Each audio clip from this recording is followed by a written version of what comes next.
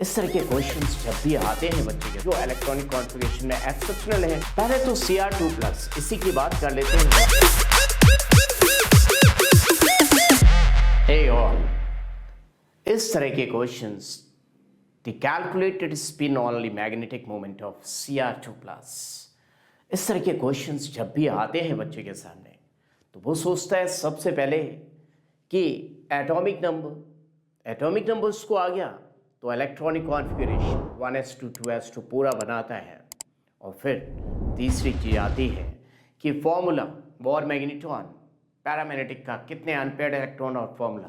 My dear students, इसमें बहुत time खर्चा होता है। मैं किसी भी एलिमेंट का आपको बोर मैग्नेट्रॉन निकालना चुटकियों में सिखाने वाला हूँ। देखिए, पहले तो Cr2+ इसी की बात कर लेते हैं हम लोग। देखिए, जरा ध्यान से देखेंगे सब लोग।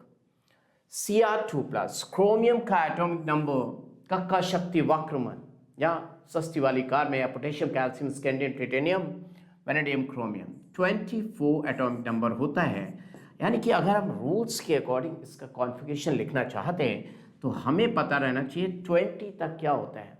20 तक यस 4s2 दैट मीन्स ये देखिए 2 4 नंबर को आप ले लीजिए, 2 and 4 आपको कुछ भी ना याद रहे 2 4 ले लीजिए और 2 4 को देखिए कैसे ब्रेक करना है।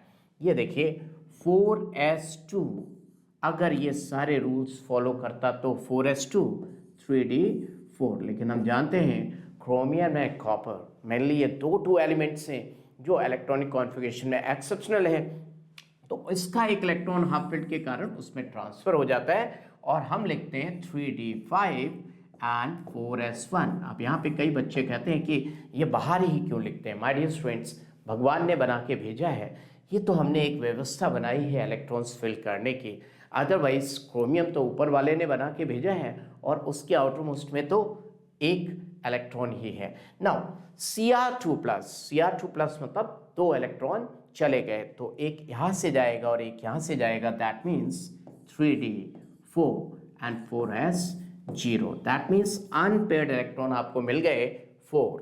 ये 4 अनपेयर्ड इलेक्ट्रॉन का मतलब जो बोर मैग्नेट्रॉन आएगा, याद रखिएगा कोई फॉर्मूला लगाने की बात नहीं है, 4 पॉइंट समथिंग आएगा। 4 पॉइंट समथिंग जितना आए, आप समझ रहे हैं, 4 से तो ज़्यादा आएगा और 5 से कम आएगा, मीन्स 4+ समथिंग आएगा।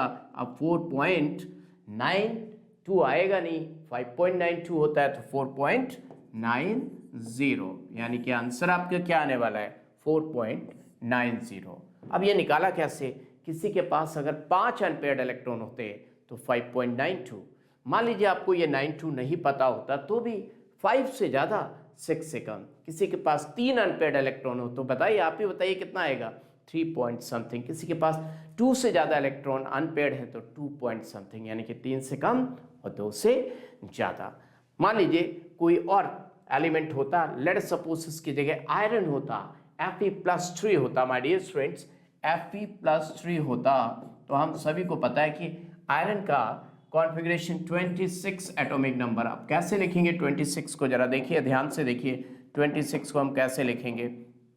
फिर मैंने बताया 2 and 6 यानी कि 4s2 and 3d6। और देखिए जब 3 इलेक्ट्रॉन जाएंगे तो 4s0 हो जाएगा एंड 3d5, यानी कि 5 अनपेयर्ड इलेक्ट्रॉन होंगे और 5 अनपेयर्ड इलेक्ट्रॉन होंगे तो 5 पॉइंट समथिंग 5.92 आ जाता है। यानी कि किसी भी एलिमेंट का आप बोर मैग्नेट्रॉन कैलकुलेट कर सकते हैं। आइए देखते हैं इसका आंसर क्या दिया हुआ है। Let's see my dear students, same answer आ जा।